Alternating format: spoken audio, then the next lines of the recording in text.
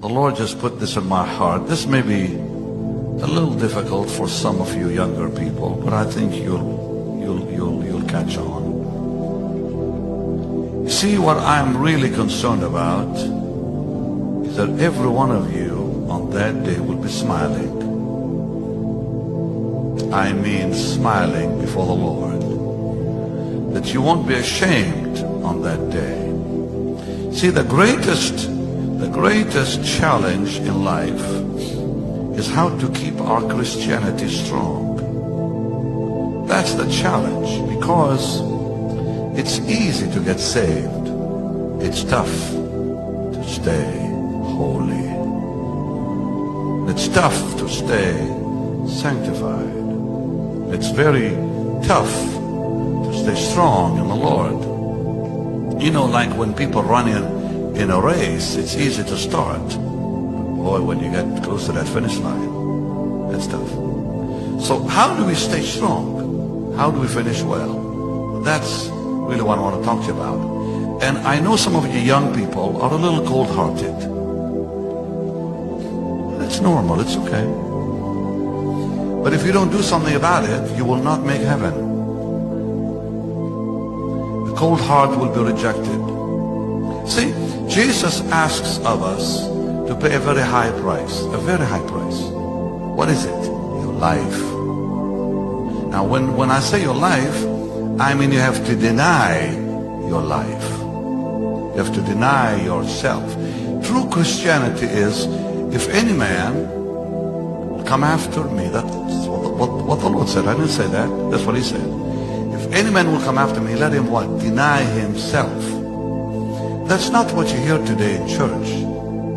What you hear is how to build self and how to prosper self and how to success this and success this and success this. It's all about success and how to make it. And it's a hope message. It's not the gospel.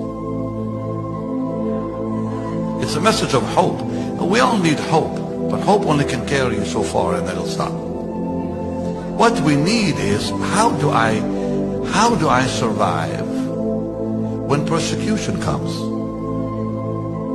How do I survive when I may be in prison for my faith? Will I really be a believer if they come and take my Bible away from me and they imprison me for having a Bible? You say that'll never happen. It did. You see, most of you young people and older people may not know church history. Millions were killed for owning a Bible around the world. Millions. And what you don't know is they were killed by religious people, not by the governments of those countries. More people were killed. Don't get upset with me. I'm just giving you history. All right? If you don't believe it, go check me out. More were killed by religious organizations than by the Roman Empire.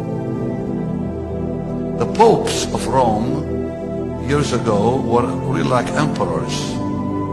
After Constantine, the popes took the place of the emperor of Rome, and they killed Christians for owning a Bible.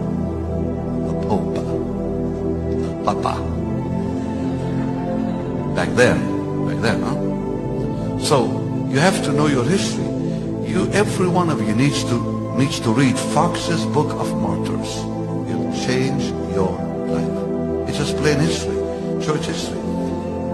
Because back then they only had one translation of the Bible in Latin. Nobody was allowed to have a Bible in their own language. Well, who knew Latin? Only the priests and the scholars.